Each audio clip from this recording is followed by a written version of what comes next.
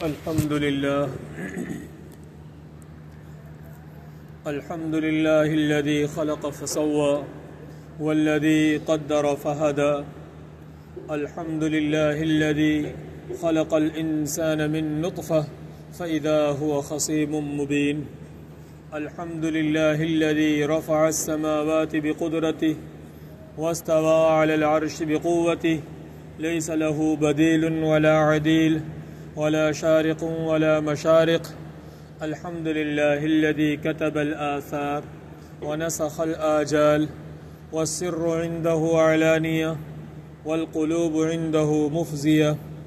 الحلال ما أحل والحرام ما حرم والدين ما شرع والأمر ما قضى.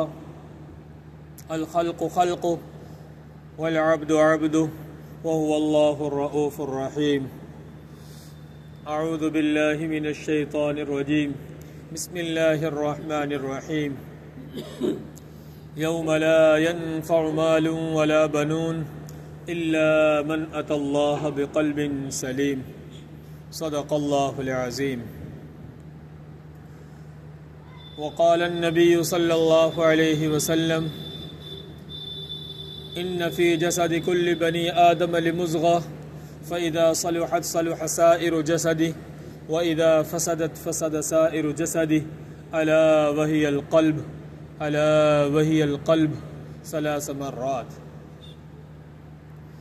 وقال النبي صلى الله عليه وسلم لكل قوم فتنة وفتنة أمتي المال أو كما قال صلی اللہ علیہ وسلم.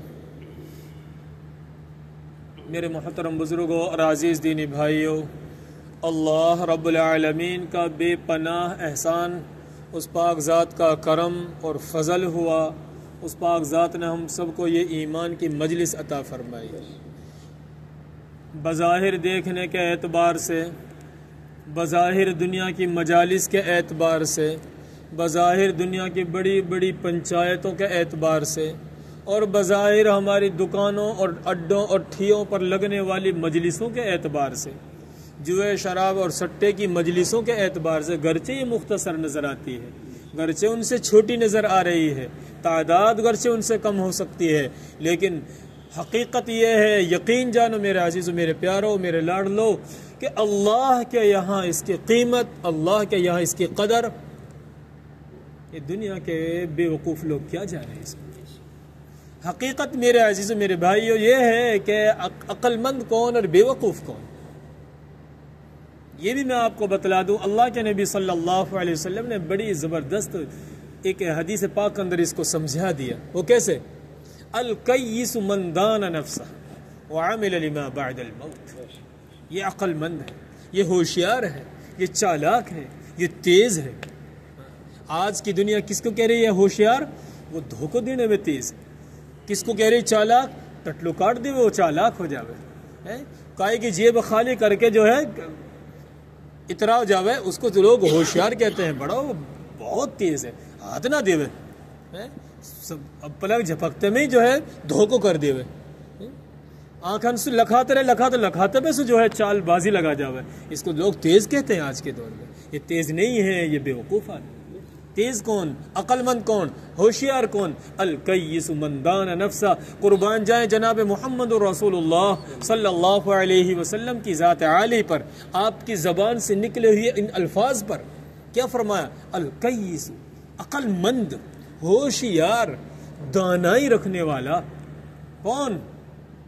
من دان نفسہ، جو اپنے نفس کا محاسبہ کرے، اپنے نفس سے پوچھتا رہے کہ تو کہاں چل رہا ہے، اپنے دل سے ٹٹولتا رہے، ذہن کو کا جو ہے جائزہ لیتا رہے، معائنہ کہ کہاں جا رہا ہے، نماز میں کتنا، بے نماز پن کتنا، دین کی خاطر رغبت کتنی، دین سے بے رغبتی کتنی، گھریلو ماحول میں شریعت کتنی، بے دینی اور جہالت کتنی، اس کا معائنہ کرتا رہے. یہ ہے عقل مند.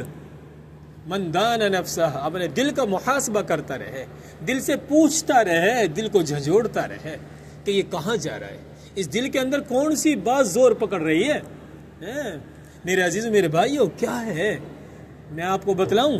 ابھی کل پرسوں کی بات ہی، 15 تاریخ سائنس والوں نے یا ٹی وی والوں نے یا موبائل کے میپ والوں نے بارش دکھا دی، کوہرام سے مچ گیا، گیلے بھی آلے بھی کھڑے پڑے سب کو کاٹ کے رکھ دیا۔ کہیں لوگ وہ بھائی 15 تاریخ کی برسات دکھا رہا ہے، بارش آئے گی، جلدی جلدی فارغ ہو جاؤ۔ نہ رات سے رات، نہ دن سے دن، نہ صبح نہ شام، نماز گئی۔ بڈھے آدمی جو پکے نمازی وہ بھی جوان بن گئے کہ بھئی 15 تاریخ کی بارش دکھا دی، 15 تاریخ کی بارش آ سکے ہے، لہذا جلد جلدی کام فارغ کر لے۔ اب بتاؤ یہ اللہ رب العالمین نے کیا فرمایا قرآن میں؟ قرآن کی تفسیر سے پتہ چلے گا، قرآن کی تعلیم میں بیٹھنے سے پتہ چلے گا۔ 2 دن ہمارے طے ہیں نا اس کے لیے، پیر کا دن اور جمعرات کا دن 2-3 طے ہیں، باقی ان میں جب بیٹھیں گے پتہ چلے گا۔ 5 چیزیں ہیں مغیبات میں سے۔ مغیبات کن کو کہا جاتا ہے؟ ان کو کہ جن کا علم اللہ کو ہے، اللہ کے علاوہ کسی کو نہیں ہے۔ اللہ نے ان کا حقیقی علم کسی کو نہیں دیا۔ کون سی؟ شارٹ بتاؤں میں آپ کو بالکل۔ ان اللہ عنده علم الساعہ، یقیناً اللہ کو ہے قیامت کا علم۔ علامات تو بتلائی اللہ نے بھی، اللہ کے نبی صلی اللہ علیہ وسلم کو حدیث جبرائیل کے واسطے سے علامات تو آپ کو علم میں ہے، لیکن قیامت کا صحیح علم وہ اللہ نے اپنے پاس چھپا کر رکھا ہے۔ میرے عزیز و میرے بھائی، ایک چیز، دوسری چیز، یہ بہت بڑی چیز ہے۔ قیامت کے بارے میں اللہ نے کہہ دیا اور اس کی علامتیں بھی بتلا دی۔ اب اس سے ایک خدشہ دور ہوگا، وہ میں اس وقت بتاؤں گا جب وہ خدشے کا نمبر آئے گا۔ دوسری بات، اللہ تعالیٰ فرماتے وَيُنَزِّلُ الْغَيْثَ، بارش کہاں ہوگی، بارش کتنی ہوگی، بارش کب ہوگی؟ ہمیشہ بادل کاڑے آگے ٹینٹ پہ تو یہ ضروری نہیں کہ وہ پانی برسا کر جائیں گے۔ اللہ کے نبی صلی اللہ علیہ وسلم کے دور میں ایک مرتبہ ایسا ہوا تو آپ جو ہے مسجد کو دوڑ کر گئے، گھبرا گئے۔ اب صحابہ رضی اللہ عنہم بہت پہلا مزاج جو تھا، جیسا آج ہمارا مزاج ہے، حضرات صحابہ اکرام نے سنی نہیں تھی آپ کی بات، تو وہ مزاج تھا زمانہ جاہلیت والا۔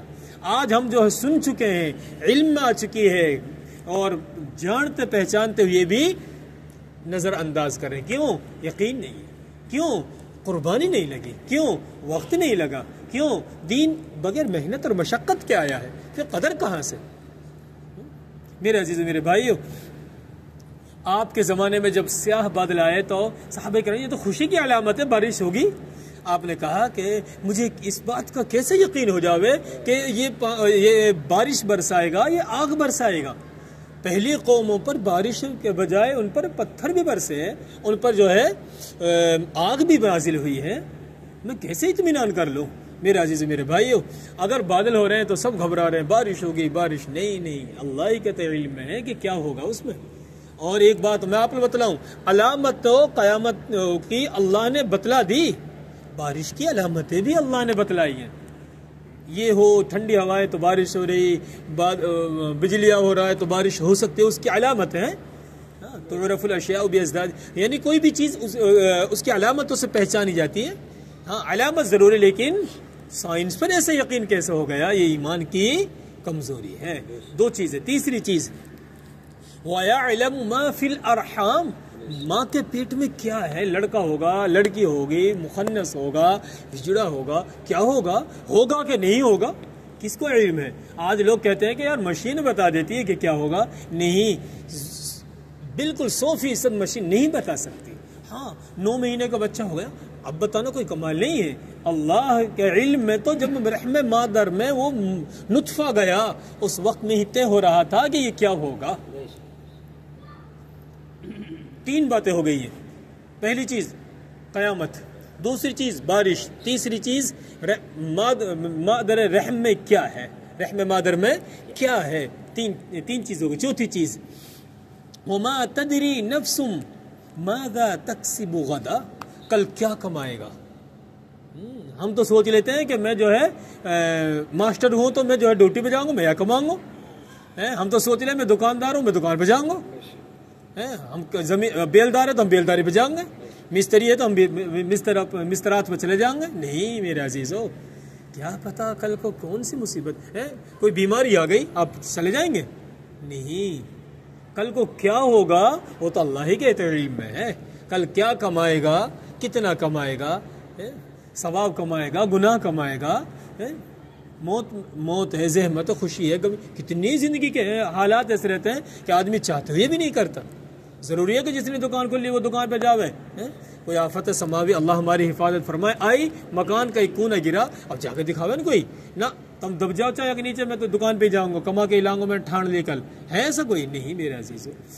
4 باتیں. 5ویں بات، وما تدری نفس بأی ارض تموت.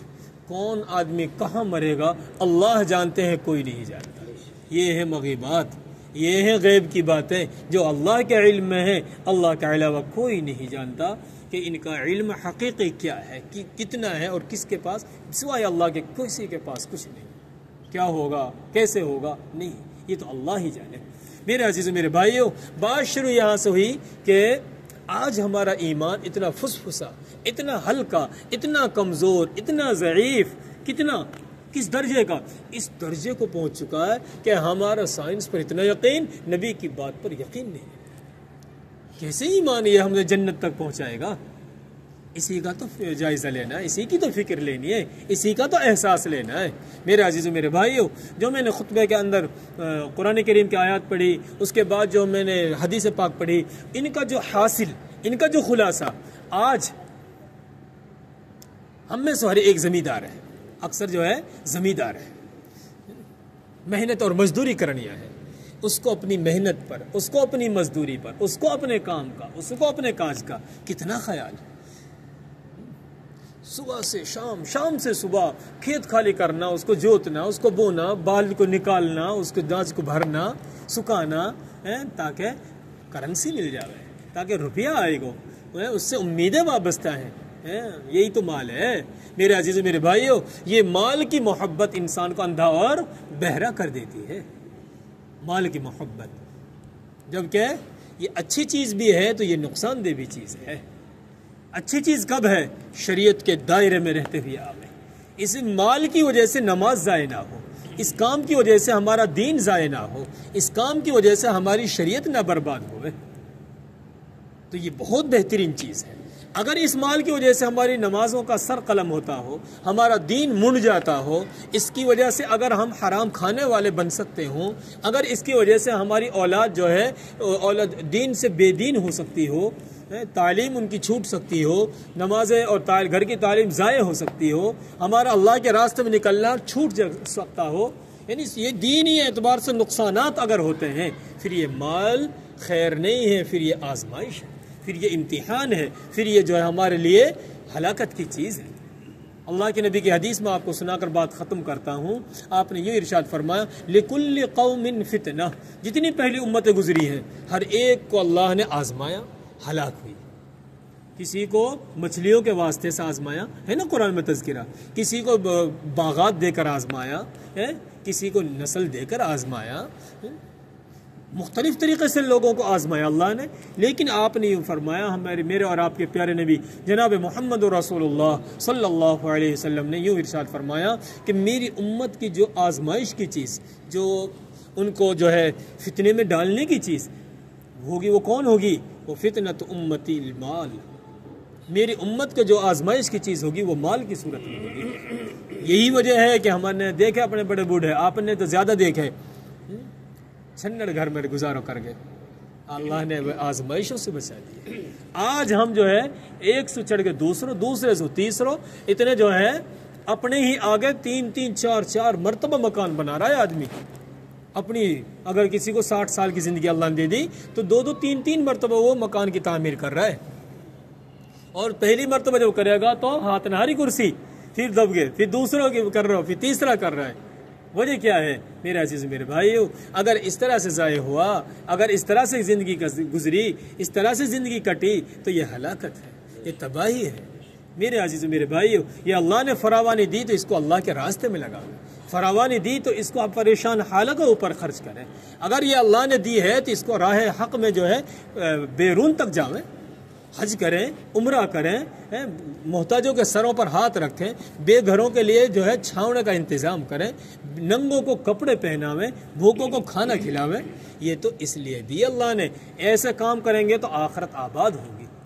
اور اگر نہیں کیا تو میرے عزیز میرے بھائیو، میں نہ کروں گا تو میری آخرت برباد، آپ نہیں کریں گے تو آپ کی آخرت برباد۔ یہ نہ دیکھا جاوے کہ کہنے والا کیا کہہ رہا ہے، کہ اس کی زندگی میں کیا ہے، بلکہ یہ دیکھا جاوے کہ بات کس کی ہے، بات کیا ہے۔ اصل چیز تو یہ ہے۔ میں نے بڑی ایک زبردست بات پڑھی جب میں سال لگائی نا، وہ دوران میں نے یو پی میں کیرالہ میں ایک دیوار پہ لکھا دیکھا تھا ہم نے کہ یہ نہ دیکھ کہ کہنے والا کون ہے، بلکہ یہ دیکھ کہ میرے پتے کی بات ہے کہ نہیں۔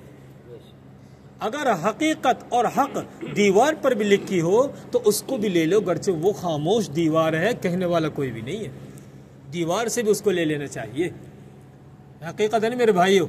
اس لیے میرے عزیز میرے بھائیوں، اب نیت کریں انشاءاللہ اللہ کے راستے میں وقت لگائیں گے نا انشاءاللہ، دین کی خاطر نقل و حرکت کریں گے انشاءاللہ، چاہے وہ شب گزاری ہو، چاہے اپنا ہفتہ واری جوڑ ہو، مشورہ ہو، چاہے وہ جو مہینے کا ہو، چاہے ہمیں بیرون کے لیے نکلنا پڑے، اپنے 4 مہینے کے لیے نکلنا پڑے چلے کے، لیکن نکلنا ہے، جماؤ اختیار نہیں کرنا، کیونکہ جو جم گیا وہ جو ہے آہستہ آہستہ برباد ہو ہی جاتا ہے۔ اللہ ہدایت نصیب فرمائے، اللہ عمل کی توفیق عطا فرمائے، دین کی سمجھ نصیب فرمائے۔ اب اس کی خاطر ان باتوں کو اپنی زندگی میں لانے کی خاطر اب بتاؤ میرے عزیز میرے بھائیوں، اللہ کے راستے میں وقت لگانے کے لیے کون کون ساتھی ایسے ہیں کہ جو ہے بیرون کے لیے یا 4 مہینے کے لیے تیار ہیں؟ اللہ قبول فرمائے، بتاؤ بھائی ساتھی۔